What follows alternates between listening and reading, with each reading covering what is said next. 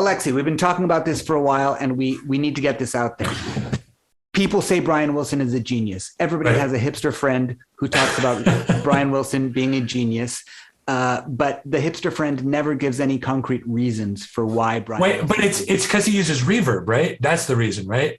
Right, or because he gets a bassoonist in his. Oh, I've heard people use the word harmony. They're talking about vocal harmonies, right? Like all of those Beach Boys vocal harmonies, right? Right. No, let's talk about speaking of harmony, let's talk about one thing that Brian does that we can use as a concrete example of why he's a genius, and it's how he treats the 6/4 chord, the second inversion major chord.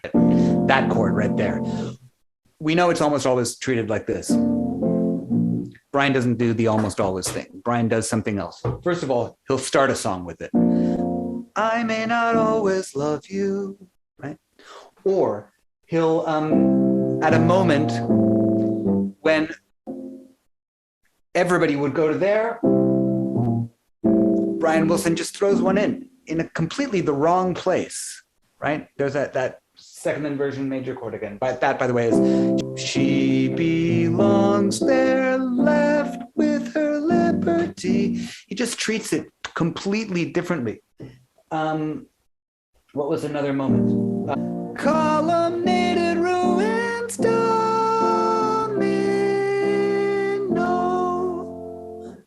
Now, we would never even think that Brian would do that because he just doesn't treat the chords that way. But that's what everybody else would have done with those chords, right? That's K6/4, cadential 6/4, 5/1. But Brian does columnated ruins domino.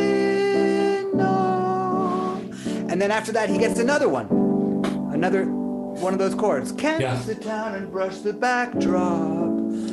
Are you sleeping? And there's another one.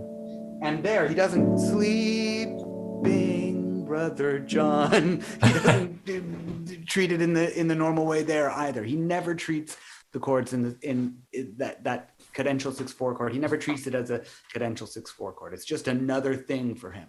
Right. Why does he use that chord in a way that nobody else uses it?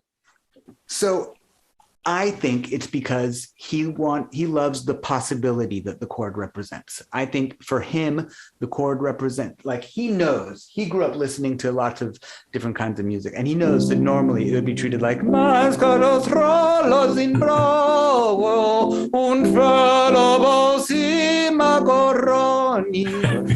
That at that moment there, da da da dee. You have this, our hearts are uplifted, there's possibility, there's wonder, and that thing, that is that moment of searching, right? Searching for the divine, searching for unity, searching for everything. And that's where Brian wants to live. He wants to live in that chord.